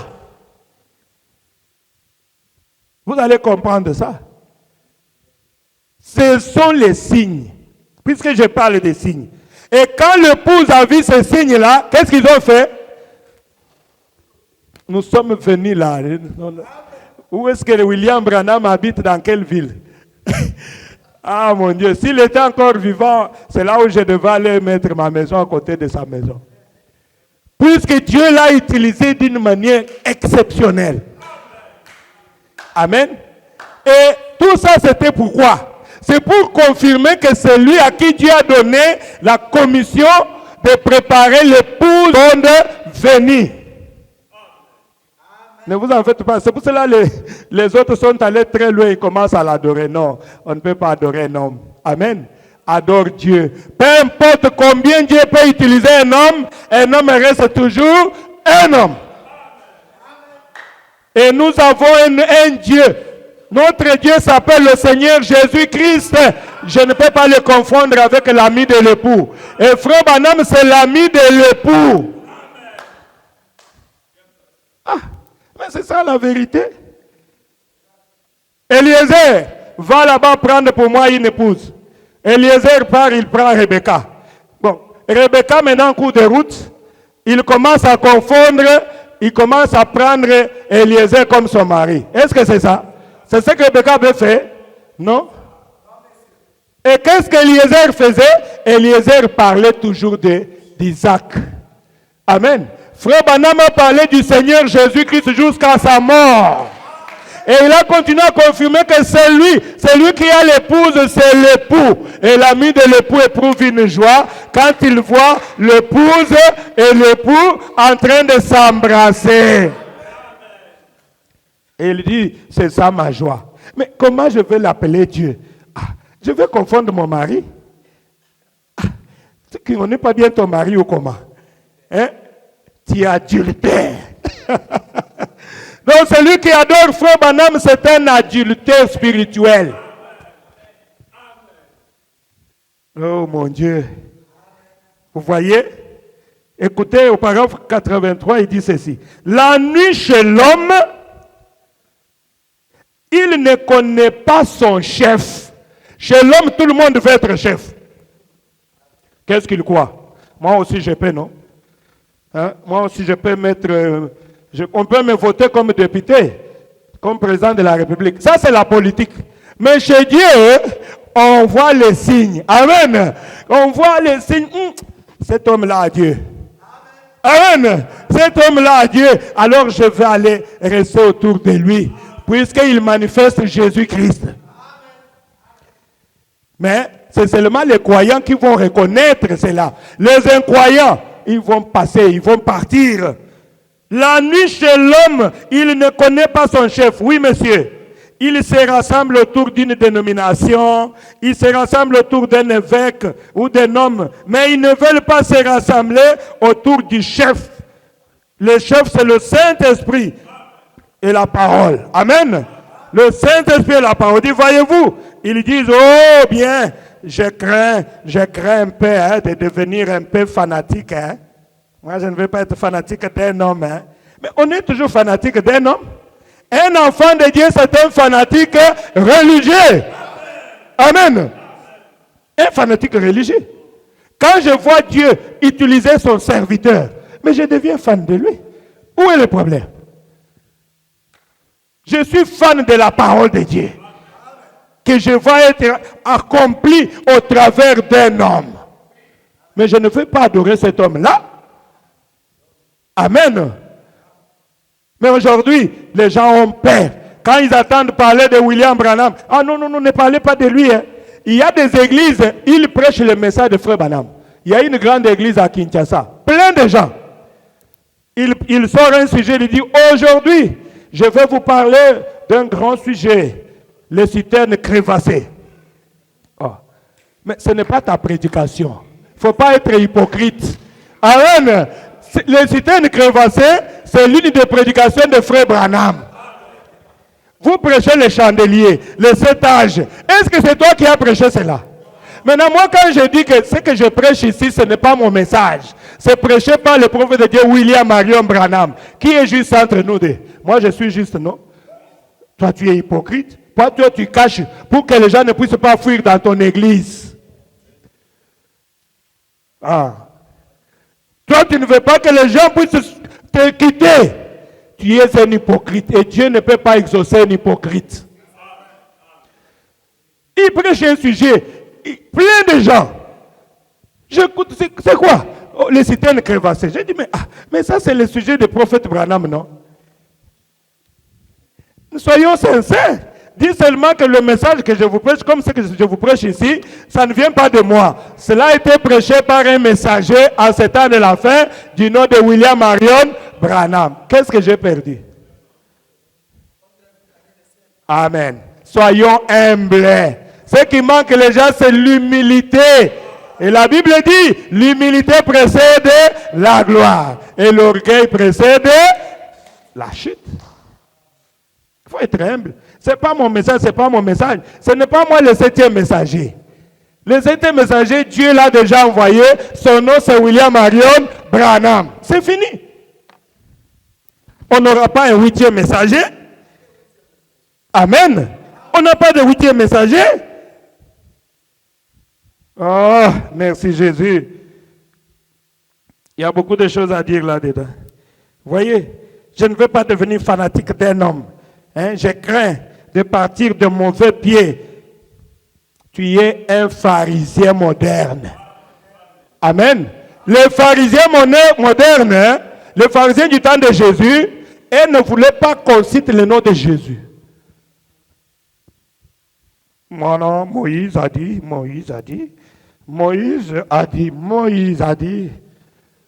Mais Moïse a fait. Mais qu'est-ce que toi tu fais? Tu ne veux pas être circoncis. Tu ne peux pas prêcher la parole de Dieu. J'ai lu ça hier. J'ai dit, ces gens-là étaient méchants. Ils ont dit aux gens qui ont reçu le Saint-Esprit que tu ne peux pas prêcher la parole de Dieu. Il faut aller te faire circoncis pour entrer dans l'alliance de Moïse. Il y a eu une question qui s'était posée là terriblement. Et puis Paul et Barnabas, ils sont allés même à Jérusalem pour traiter cette question-là avec le patriarche. C'est ce que la Bible dit ici. Il dit, je lis encore un peu, je me suis retrouvé, il dit, quelques hommes venus de Judée enseignaient le frère en disant, je suis dans Acte 15, si vous n'êtes pas circoncis selon la coutume de Moïse, vous ne pouvez pas être sauvés. C'est ce que les gens prêchent jusqu'à aujourd'hui. Paul et Barnabas eurent un vif débat et une vive discussion avec eux. Le frère décidèrent alors que Paul et Barnabas et quelques-uns d'entre eux monteraient à Jérusalem vers les apôtres et les anciens pour traiter cette question. Amen. Paul et Barnabas et les autres devaient aller où? À Jérusalem. Et là, il y avait qui là-bas? Il y avait des apôtres et des anciens. Amen. J'ai un peu ri, j'ai dit, ah Seigneur. Mais le prophète Branham est venu pour nous ramener à la foi apostolique. Amen. C'est que nous devons croire exactement comme les apôtres croyaient dans ce temps-là. Mais aujourd'hui, je demande, tout le monde est devenu chef de lui-même. Il n'aime pas être dirigé. Tout le monde est devenu ancien. Dans ces messages ici. Tout le monde connaît. Mais ce n'est pas comme ça. Moi je me dis, mais ça c'est quoi ça? Il doit y avoir des anciens dans la parole de Dieu. Quand il y a un problème, vous allez maintenant recourir aux anciens. Amen. Vous allez recourir aux anciens pour traiter les problèmes avec les anciens. Mais comment expliquer que toi-même, il y a même des, comment on les appelle, des Melchisedec. C'est-à-dire quelqu'un qui n'a ni père ni mère. Qui t'avait prêché la parole? Écoutez, moi j'ai écrit il y a longtemps. Hein? Il y a longtemps. Il a même honte de dire, de parler de son ancien. Dans ses messages. Qui t'a prêché la parole? Il ne veut pas citer cet ancien-là. Non, tu ne peux pas avoir honte de ton père. Amen. Tu ne veux pas avoir honte de ton père. C'est ce que nous voyons aujourd'hui. Je vous avais dit la fois passée que Paul, je reviens encore un tout petit peu, je vais terminer, accordez-moi quelques minutes.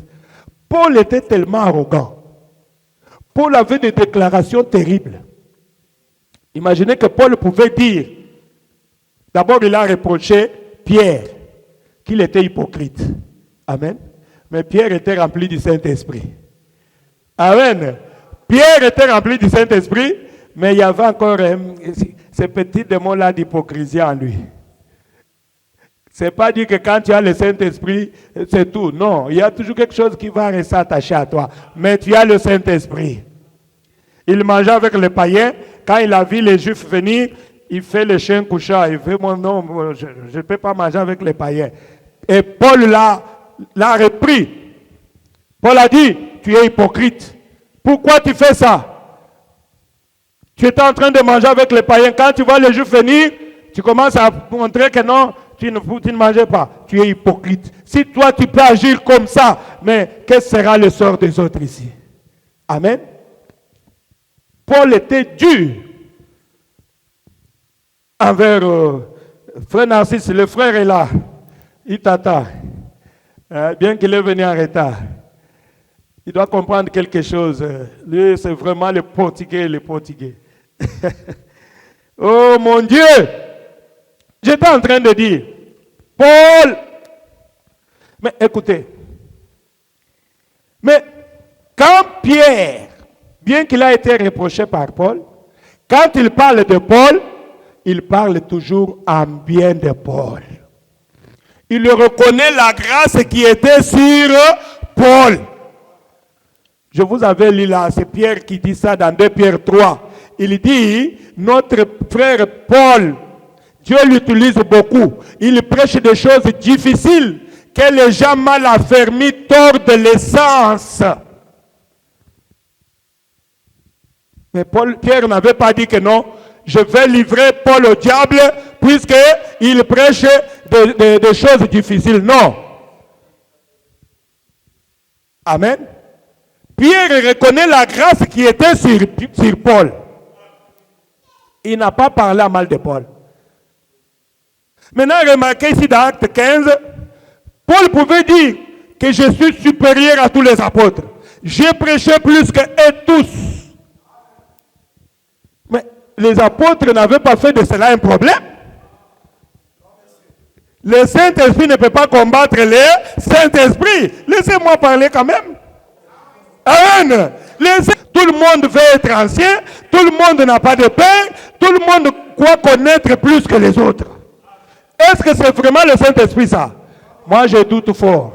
Je me dis les anciens, ils doivent aussi chercher le Saint-Esprit. Puisque le Saint-Esprit ne peut pas combattre le Saint-Esprit. Pierre a donné la mienne d'association à Paul. Toi va chez les non-juifs, nous restons avec les juifs. Mais aujourd'hui, ce que nous voyons, il y a des anciens qui se critiquent même à la télé, qui se critiquent même dans des églises, dans des endroits publics. Jardin d'enfants. Et vous dites que c'est l'Esprit de Dieu? Non, ils doivent chercher le Saint-Esprit. Les anciens doivent chercher aussi le Saint-Esprit.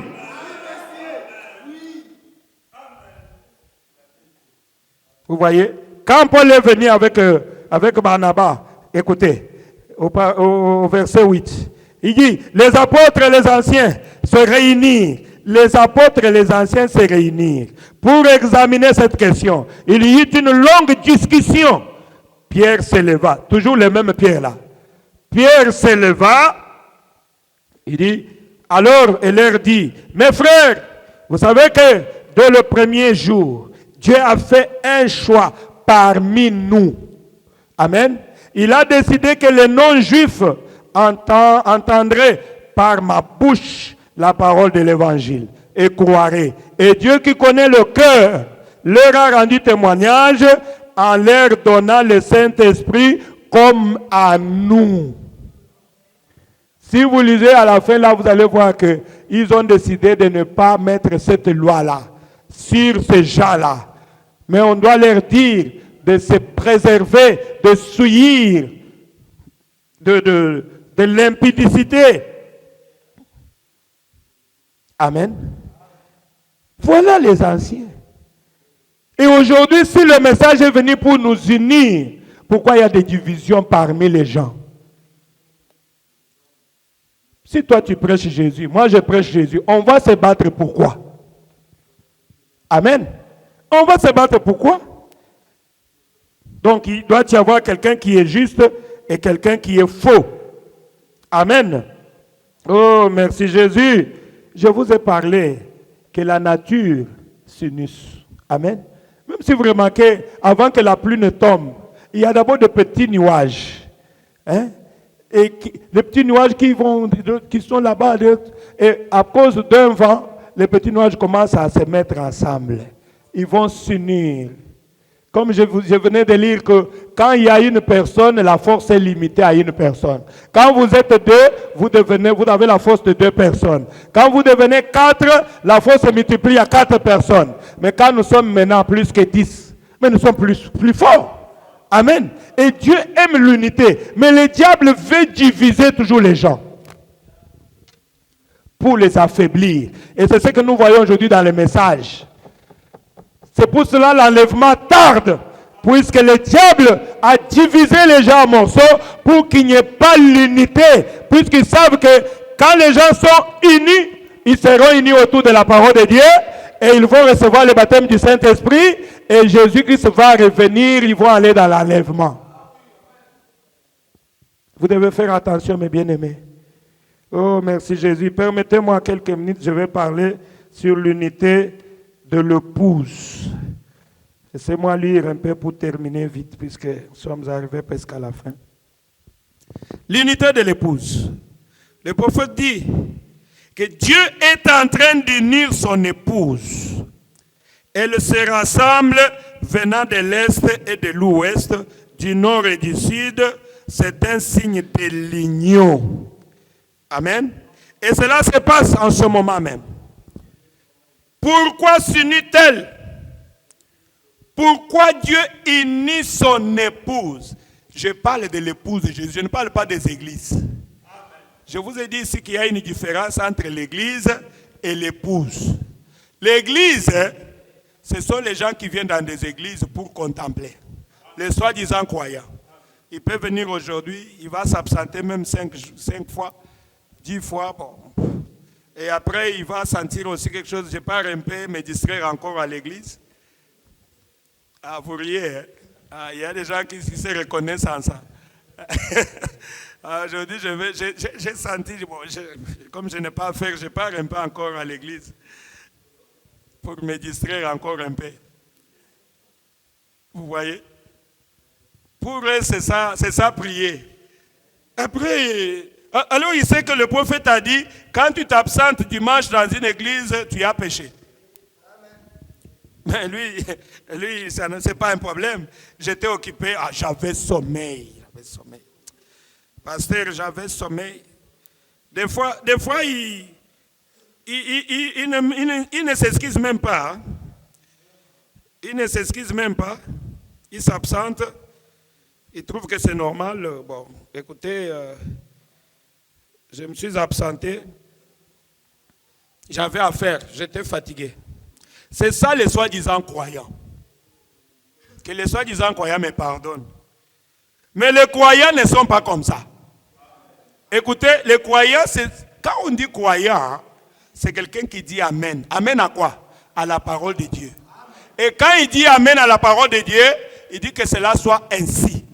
Quand on lui cite la parole de Dieu, il cherche à mettre cela en pratique. C'est ça la différence entre le croyant et les non-croyants, ou bien les incroyants. Écoutez, quand je lis par exemple, comme le prophète dit ici, c'est dans Christ et le mystère de Dieu révélé. Le prophète dit, ne restez pas à la maison. Si Dieu est dans votre cœur, vous avez hâte que les portes s'ouvrent. Quelle porte? Les portes de l'église. Amen. Que les portes s'ouvrent là pour pouvoir entrer ici et fraterniser avec vos frères. Amen. Maintenant, quand toi tu restes à la maison là, est-ce que Dieu est dans ton cœur? Vous répondez non. Ah?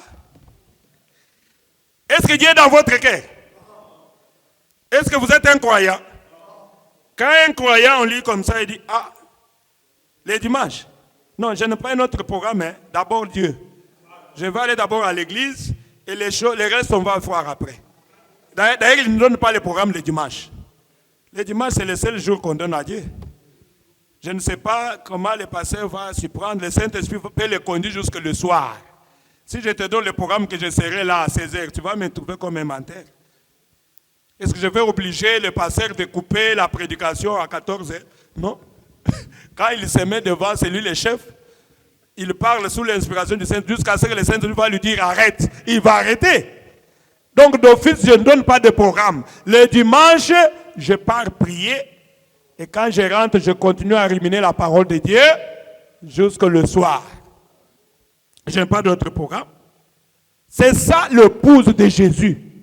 Et l'église, ce sont les gens qui viennent pour fraterniser. C'est fini. Bon. Mais je parle à l'épouse de Jésus. Amen. L'épouse se prépare. Dieu est en train d'unir l'épouse dans les 4 coins du monde. Comment Dieu unit l'épouse? Il les unit avec la parole. Amen. Autour de la parole, comme je viens de chanter, où sera le corps, là s'assembleront les aigles. Il dit, pourquoi s'unit-elle? Pour l'enlèvement. L'épouse attend l'enlèvement. Amen. Je peux dormir, je rêve l'enlèvement. Je me réveille, est-ce que les gens sont là? Je pensais qu'ils sont enlevés. Mais comment je peux rester dans l'église? Puisque peut-être il va nous enlever quand nous serons déjà à l'église. Pendant que nous sommes en train d'écouter la parole de Dieu, Jésus veut revenir. Comme moi je me prépare et j'attends l'enlèvement, je ne peux pas m'absenter de l'église. Amen. Comme moi je me prépare, je suis prêt pour l'enlèvement. Je dois méditer la parole jour et nuit. Je dois prier, je dois méditer, je dois être toujours chercher à être dans la présence de Dieu chaque jour. C'est ça l'unité. C'est ça là où je lis, unis mon cœur à ta parole. Qu'est-ce qu'on peut donner à quelqu'un de plus précieux? C'est ton cœur, non? Même quand vous avez femme et homme, c'est quand les cœurs sont unis. Amen. Maintenant, quand toi tu prends ton cœur là, tu unis ton cœur là à la parole de Dieu. C'est fini. Tu as le Saint-Esprit, tu rêves seulement l'enlèvement, tu regardes l'enlèvement, et Dieu va revenir et nous serons enlevés. Maintenant, aujourd'hui, les gens pensent quoi? Au voyage, aux choses de ce monde. Oh, il dit Dieu est en train de la préparer. Oui, monsieur. S'unit. À quoi s'unit-elle? À la parole de Dieu. Mais comment quelqu'un qui est uni à la parole de Dieu peut faire toute une semaine sans écouter une prédication, sans même prier, les autres sans même prier? C'est seulement la nuit, il dit, bon, Seigneur, protège-moi. Bon, ok, c'est fini. Non. Tu dois rester dans la présence de Dieu. Amen. Il dit, car les cieux et la terre passeront, mais ma parole ne passera pas. Elle s'unit avec les ainsi dit le Seigneur. Un mauvais esprit qui parlait dans cette femme-là. Et Paul s'est retourné, il a dit, toi, démon au nom du Seigneur Jésus, sors de cette femme. Et la femme était délivrée. Et Paul a eu même des problèmes pour ça, on a dit arrêter pour ça. Oh, merci Jésus. Voilà quand l'épouse s'unit avec la parole de Dieu, l'épouse commencera à reproduire les œuvres de son époux. Amen. Quand tu n'es pas uni à la parole de Dieu, c'est pour cela que ces œuvres-là ne peuvent pas t'accompagner. Ah, merci Jésus. Voilà, mes bien-aimés. Je crois qu'il y a encore beaucoup de choses à dire. Je ne vais pas continuer, puisque je respecte mon temps. C'est le temps de l'union pour l'Église. Oh là là. C'est le rassemblement de la parole qui a été éparpillé partout par les organisations depuis Nicée à Rome.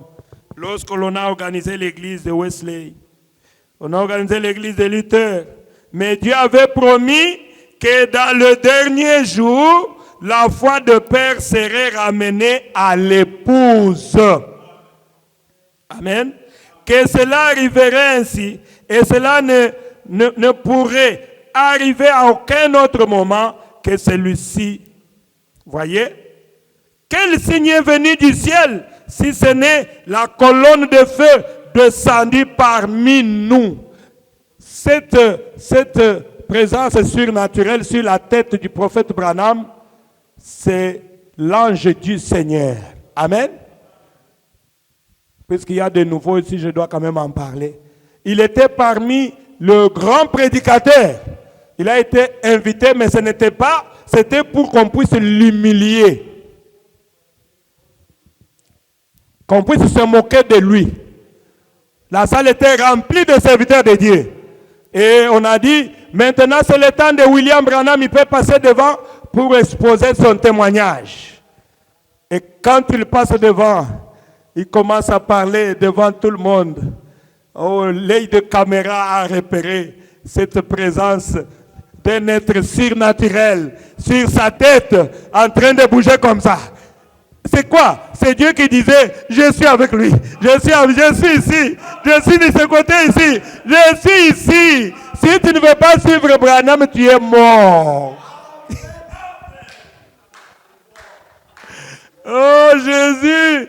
Et quand les croyants vit les signes surnaturels, il s'est accroché. Amen. Et nous sommes là en train de nous unir. Qui d'autre a été témoigné comme ça par cette présence surnaturelle? Au milieu de grands savants et de grands prédicateurs. Et Dieu confirme toujours son serviteur. Amen. Et quand Dieu confirme un homme, l'épouse va venir autour et s'unir. Je pense que vous avez un peu écouté, vous avez suivi ma petite pensée pour cet après-midi, ce matin. l'unité de l'Église, l'unité de l'épouse, pas de l'Église. L'Église aussi est en train de s'unir de sa manière. Mais l'unité de l'épouse, oh mon Dieu, qu'est-ce qu'il dit? Il dit, voyez, quel signe est venu du ciel, si ce n'est la colonne de feu descendue parmi nous, accompagnée des signes et des produits du Seigneur Jésus. Et pendant qu'il nous parle, cela ne manque jamais de s'accomplir à la minute même. Amen. C'est tel qu'il le dit alors que nous voyons, nous tenons, c'est le temps de l'union. Il dit, nous voyons les nations s'unir, nous voyons le monde s'unir, nous voyons le communisme s'unir, nous voyons les églises s'unir, et nous voyons Dieu s'unir lui-même avec son épouse jusqu'à lui, et l'église devient une seule et même chose, comme la pyramide là-bas. Ils s'unissent ensemble. Dieu s'unit. Pourquoi? Jamais auparavant, depuis le premier âge de l'Église, la colonne de feu fut ainsi au milieu du peuple. Jamais auparavant, depuis le premier âge de l'Église, on n'a jamais vu les choses que nous voyons aujourd'hui. Et cela fut possible seulement quand Dieu envoya le 7 sceaux et nous donna un signe pour cela. Lorsqu'il fit descendre du ciel les 7 anges, cela vint pour rassembler la parole qui avait été éparpillée dans les dénominations, afin de rattacher de nouveau à la parole de Dieu pour que son épouse, c'est ça le signe surnaturel ici. Amen. C'est ça le signe. J'ai déjà parlé de ça. Vous avez compris que Dieu est venu et il a montré cela pour que son épouse puisse s'unir. Amen. Que Dieu vous bénisse. Lèvons-nous pour adorer le Seigneur Jésus. Oh, merci Seigneur Jésus. Nous allons prier le Seigneur. Nous allons adorer notre Dieu. Hier aujourd'hui à jamais. Hier aujourd'hui à jamais. Jésus nous change.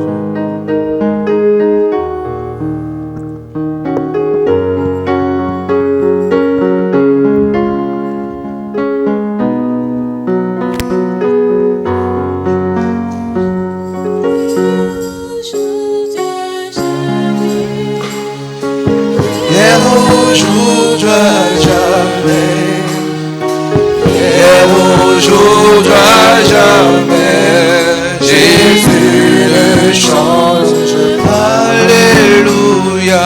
Hier, aujourd'hui à jamais, hier, aujourd'hui il est le même. Hier, aujourd'hui à jamais, Jésus ne change. Chantons Alléluia. Hier, aujourd'hui à jamais, hier, aujourd'hui il est le même. Hier, aujourd'hui à jamais, Jésus ne change pas. S'il a sauvé hier, il sauvera aujourd'hui, il sauvera demain. Jésus ne change pas. Alléluia. Hier, aujourd'hui, alléluia. Hier, aujourd'hui, il est le même. Hier, aujourd'hui, jamais, Jésus ne change. Je dis hier, aujourd'hui, hier, aujourd'hui, jamais. Hier, aujourd'hui, il est le même. Hier, aujourd'hui, jamais. Jésus ne change pas. Adressez-lui